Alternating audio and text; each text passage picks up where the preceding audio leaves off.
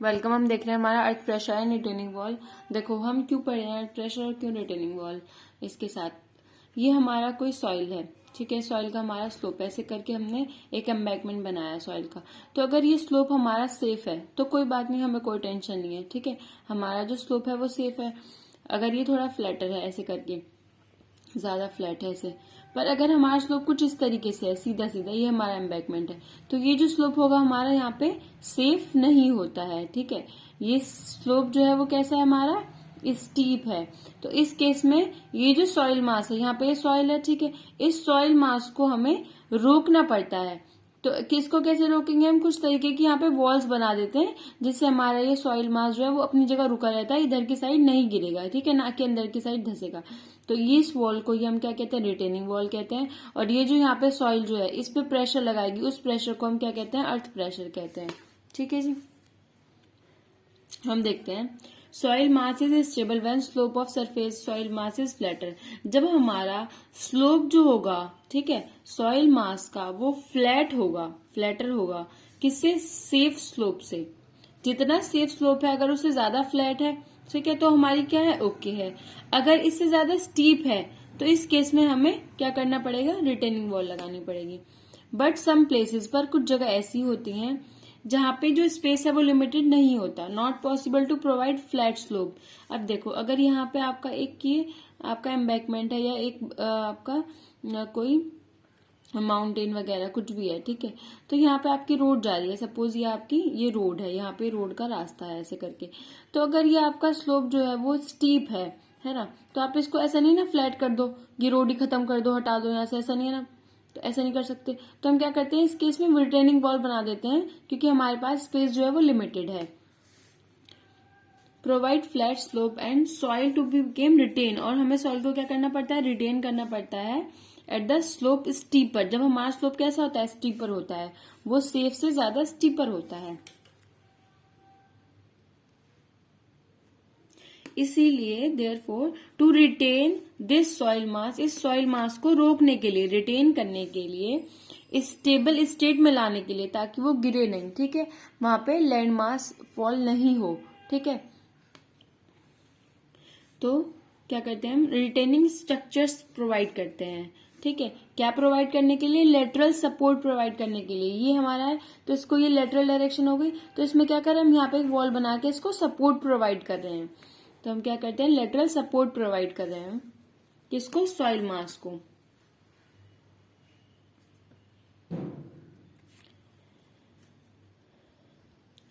ये जो डिजाइन होता है रिटेनिंग स्ट्रक्चर का, ये इंपॉर्टेंट हो जाता है।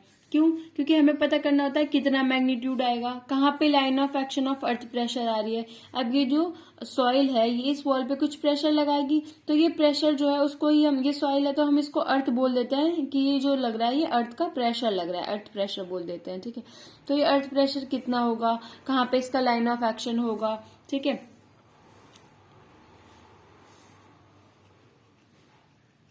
और ये कैसे उस रिटेनिंग वॉल पे लगेगा, ठीक है, सॉइल कैसे उसको लगाएगी उस पे। अब हम नेक्स्ट देखते हैं। अब ये जो हमारा मैग्नीट्यूड है ये किस चीज पे डिपेंड करता है, नंबर ऑफ फैक्टर्स पे डिपेंड करता है। कई सारे फैक्टर हैं जिन पे डिपेंड करता है, जैसे कि mode of movement of wall. ये जो हमारी, ये हमने अब रिटेन करा है अपने सॉइल मास को, यहाँ पे हमारा सॉइल मास है वॉल से, तो ये जो वॉल है ये इधर साइड मूव करेगी, प्रेशर इधर की तरफ लगाएगी, या सॉइल जो है वो अंदर की तरफ धस जाएगी, इधर की तरफ प्रेशर लगेगा, या ये अपनी जगह ही रहेगी, ठीक है। तो अलग अलग कंडीशन पे डिपेंड करता है कि कैसे मूवमेंट होगा किसका, वॉल का। ये जो हम वॉल लगा रहे हैं that is a retaining structure, that means retaining wall.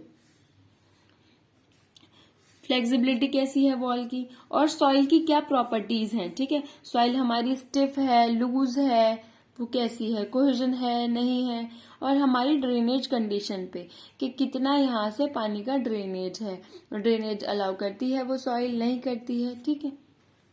देखते हैं हमारी रिटेनिंग स्ट्रक्चर्स होती क्या है। रिटेनिंग स्ट्रक्चर क्या होती है, जो हमारे सॉइल मास को क्या करती हैं, रिटेन करती हैं, ठीक है, ताकि वो क्या आ जाए, अपनी स्टेबल कंडीशन में आ जाए। उन स्ट्रक्चर्स को हम क्या कहते हैं, रिटेनिंग स्ट्रक्चर्स कहते हैं। तो हम देखते हैं रिटेनिंग स्ट्रक्चर्स में रिटेनिंग वॉल्स आती हैं, जिसमें ग्रेविटी वॉल होती है। ग्रेविटी वॉल हमारी सिंपल ऐसी होती है कुछ,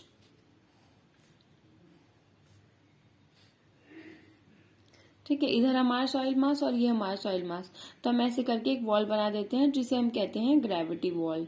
ओके, नेक्स्ट है हमारी cantilever type wall. Cantilever type wall में कुछ ऐसे उल्टी टी टाइप स्ट्रक्चर होती है। ठीक है, आप इसको ऐसे समझ सकते हो कि एक आप टी टाइप स्ट्रक्चर बना रहे हो और वो भी उल्टी बना रहे हो ऐसे करके। ठीक है, ये इसका जो पार्ट हो जाता है ये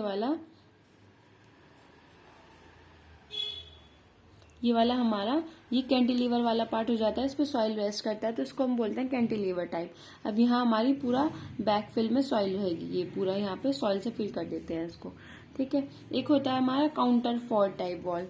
काउंटर फोर्ट टाइप वॉल में कैसे रहता है, ये भी इसी तरीके की रहती है, सेम टू सेम, बस इसमें क्या करते हैं यहाँ पर ऐसे, यहाँ पर ये ऐसे ऐसे मान लो ट्रायंगल शेप की वॉल्स बना दी हैं आपने, इसको सपोर्ट करने के लिए, यहाँ पे इस जॉइंट को इम्प्रूव करने के लिए, ये ऐसे, तो इनको हम काउंटर फोर्ट बोलते हैं।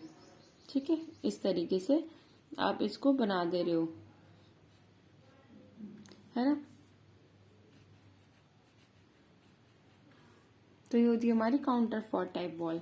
ब्रेसिंग्स इन कट्स, देखो अगर आपने ना कहीं पे एक्सकेवेशन करा है, ये जमीन के नीचे ऐसे करके, ये यहाँ पे आपका सॉइल मास है, यहाँ पे आपका सॉइल मास है, आपने ना नाला टाइप खोदा है, ये मानो, है ना, यहाँ पे पूरा ये सब एक्सकेवेट करके निकाल लिया, मतलब खुदाई करके निकाल लिया, तो इनमें हम ब्रेसेस दे सकते हैं, ऐसे करके ना इनमें ब्रेसेस लगा देते हैं यहाँ से और इधर तक, ताकि ये सॉइल मास इधर की तरफ प्रेशर लगे और इधर की तरफ, ये अंदर की तरफ नहीं आए, है ना, इसलिए। तो थोड़ी थोड़ी डिस्टेंस पे हम क्या करते हैं, यहाँ पे लगाया, फिर ऐसे 3D स्ट्रक्चर में पीछे को जाएगी तो यहाँ पे थोड़ी डिस्टेंस पे लगा दिया, यहाँ पे लगा दिया, ऐसे करके क्या करते हैं, ब्रेसेस लगा देते हैं, तो उन्हें कहते हैं ब्रेसेस इन कट्स। इस कट्स में क्या करें, ब्रेसेस लगा दिए। अबेंडमेंट इन ब्रिज, अबेंडमेंट क्या होती है, ये जो हमारा लास्ट वाला एलिमेंट होता है किसका, ब्रिज का। तो जैसे कोई ब्रिज है तो यहाँ पे जो एलिमेंट है लास्ट में, ठीक है, बिल्कुल यहाँ पे, तो यहाँ पे हम इसके क्या बना देते हैं, अमेंडमेंट्स बना देते हैं, ताकि यहाँ पे जो हमारी सॉइल होती है उसको एक तरीके से क्या मिल जाए, उसको सपोर्ट मिल जाए, तो यहाँ पे अमेंडमेंट्स बना देते हैं हम। ठीक है, ब्रिज में शीट पाइल और एनक्रोच्ड शीट पाइल।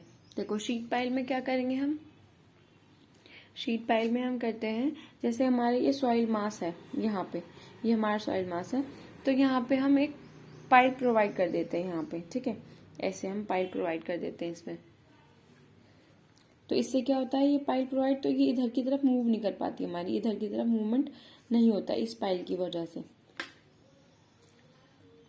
अब हम देखते हैं टाइप, हम इसको 3 कैटेगरीज में डिवाइड कर सकते हैं मूवमेंट ऑफ रिटेनिंग वॉल के आधार पे। एक होता है हमारा earth pressure at rest, rest पे कितना प्रेशर लग रहा है, अगर हमारी वॉल है, ये हमारी वॉल है रिटेनिंग वॉल, और इधर हमारा सॉइल मास है और इधर भी कुछ थोड़ा बहुत सॉइल मास है, तो ये हमारी अगर अपनी ही पोजीशन में है तो इसको बोलते हैं रेस्ट पर है। ठीक है जी, रेस्ट पर है, और इस पर ये जो सॉइल मास प्रेशर लगा रही है वो कितना इधर से लगा रही है, तो हमारा अर्थ प्रेशर हो जाता है रेस्ट पे। एक होता है हमारा एक्टिव अर्थ प्रेशर, ठीक है, और एक होता है हमारा passive earth pressure. Active earth pressure क्या होता है हमारा, जब हमारी वॉल इधर की तरफ मूव करेगी, ठीक है, तो हमारी सपोज ये वॉल है, वॉल इधर की तरफ मूव करेगी तो वॉल कुछ ऐसी हो जाएगी टिल्ट, है ना, तो इस पे जो प्रेशर लग रहा है उसको एक्टिव बोलते हैं। अगर हमारी वॉल ऐसे है सीधी, और अगर वो अब हमारे सॉइल मास की तरफ को मूव करके ऐसे, है ना, ये पेंसिल को देखो इधर, तो इधर की तरफ मूव करते उसको हम पैसिव अर्थ प्रेशर बोलते हैं। इस लेक्चर में इतना, थैंक यू सो मच।